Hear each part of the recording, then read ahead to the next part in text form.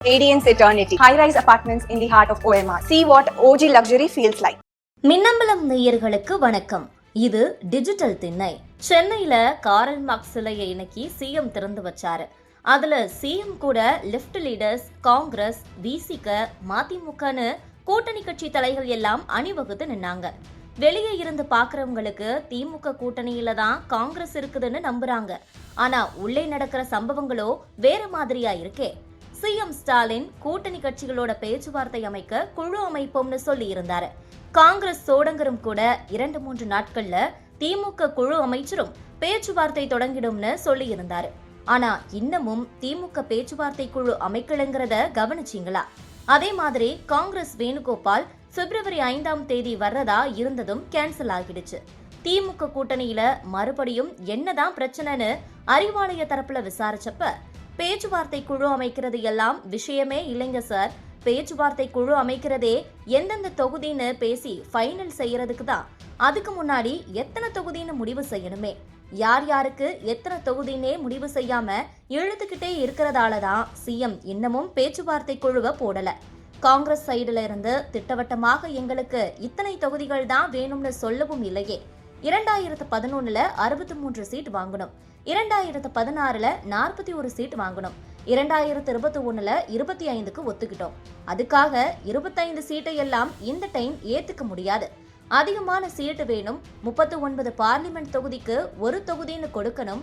இப்படித்தான் சார் காங்கிரஸ் சைடுல இருந்து சொல்றாங்க. இந்த எண்ணிக்கையில தான் தொகுதிகள் வேணும்னு சொல்லிட்டாலே முன்ன பின்ன முடிவு எடுத்துடலாமே. அது சொல்லாம இழுக்கிறது காங்கிரஸ் தான் சார். சிஎம் பொறுத்த வரைக்கும் ரொம்பவே வருத்தமா இருக்கிறாரு. ராகுல் காந்திய பிரதர்னு சொல்றோம், பிரதமர் வேட்பாளர்னு சொல்றோம். ஆனா இப்படி இழுத்தடிக்கிறாரேங்கிற ஆதங்கமும் அதிருப்தியும் சிஎம்க்கு இருக்கத்தானே செய்யும் என்கின்றனர். ஆனா பார்லிமெண்ட்ல ராகுல் காந்திக்கு ஆதரவா திமுக எம்பிக்களும் தான் போராடுறாங்க. இப்ப 8 எம்பிக்களை சஸ்பெண்ட் செஞ்சிருக்காங்களே, அந்த லிஸ்ட்ல திமுக எம்பிக்களும் இருக்க வேண்டியது.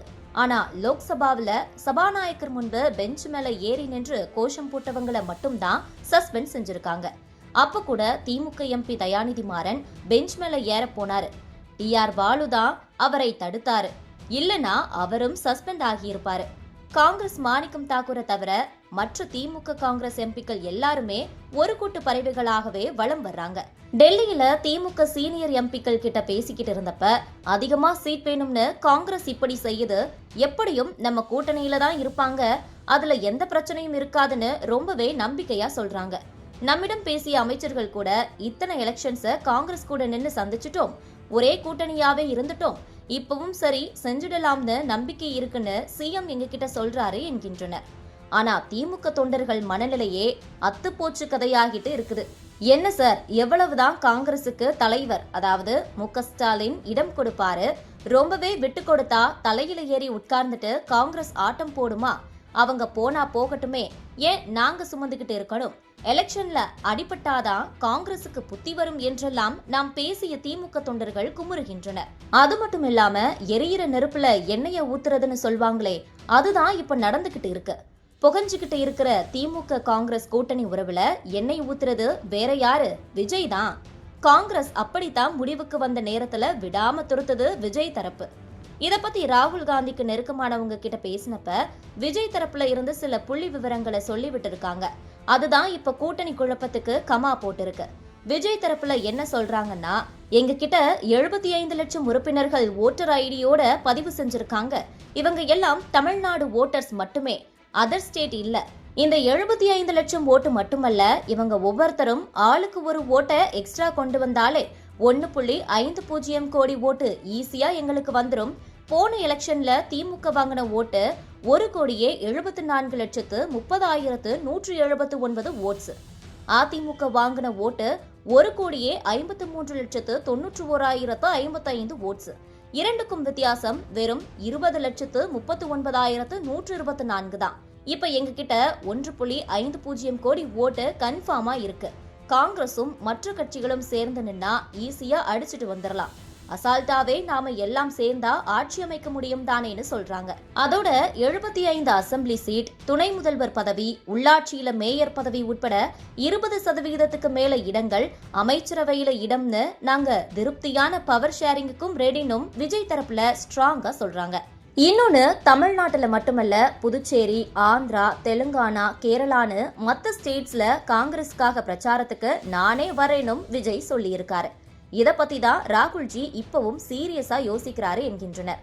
தாவிக தரப்புல பேசினப்ப, என்ன சார் நீங்க, காங்கிரஸ் எங்க கூட கூட்டணிக்கே வந்துருச்சு, அநேகமாக இந்த வாரம் இல்லைனா அடுத்த வாரம் அறிவிப்பே வந்துரும்னு இருக்கிறோம்னு சொல்றாங்க. ஆனாலும் கூட இவ்வளவு தூரம் விளக்கமா விவரிச்சு சொன்னாலும் காங்கிரஸ் இன்னமும் ஓப்பனா நம்ம கூட வராம இருக்கு. ஒருவேளை நம்மள வச்சு திமுக கிட்ட அதிகமா சீட்டு வாங்குதோ காங்கிரஸ் அப்படின்னு விஜய்க்கு ஒரு வலுவான சந்தேகமும் ஒரு சைடுல இருக்குன்னு அவருக்கு நெருக்கமான சர்க்கிள்ல சொல்றாங்க.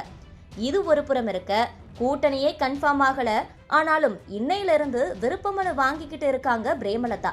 தேமுதிகவுக்கு திமுக சைட்ல ஏற்கனவே நாம சொன்ன மாதிரி 9+1ன்னு சொல்லியிருக்காங்க. அவங்க டபுள் டிஜிட்ல நிற்கிறாங்க. அதிமுக சைட்ல பேச்சுவார்த்தை முட்டுக்கட்டையாகி கிடக்குதான். சென்னையில நடந்த அதிமுக மாவட்ட செயலாளர்கள் கூட்டத்துல ராஜேந்திர பாலாஜி ஓப்பனாவே தேமுதிகவை கூட்டணிக்குள்ள கொண்டு வரணும்னு சொல்லியிருக்காரு. அதுக்கு பதில் சொன்ன எடப்பாடி, நாம பேசித்தானே பார்த்தோம், 7+1 ராஜ்யசபா சீட்டுன்னு சொல்லிட்டோம், ஒரு எம்பி சீட்டுனா 6 தொகுதி இல்லையா, அப்ப நம்ம 13 சீட் கொடுக்கிறோம்னு சொன்னோம். ஆனா விஜயகாந்துக்கு ராசியான நம்பர் 5, அதனால கூட்டுத்தொகை 5 வர்ற மாதிரி 14 சீட் கேட்கிறாங்க. அந்த அம்மா பிரேமலதாவுக்கு ரொம்ப பேராசை தான், அவங்க கூட நாங்க பேசிக்கிட்டு தான் இருக்கோம். இத பத்தி எல்லாம் நினைக்காம நீங்க உங்க தொகுதியில இறங்கி வேலை செஞ்சா அவங்க கிட்ட இருக்கிற ஓட்டுகளை நீங்களே கொண்டு வந்துடுவீங்களேன்னு சொன்னாரு என்கின்றனர். Radiance Eternity, high-rise apartments in the heart of OMR. See what OG luxury feels like. மின்னம்பலம்.com, தமிழின் முதல் மொபைல் பத்திரிகை.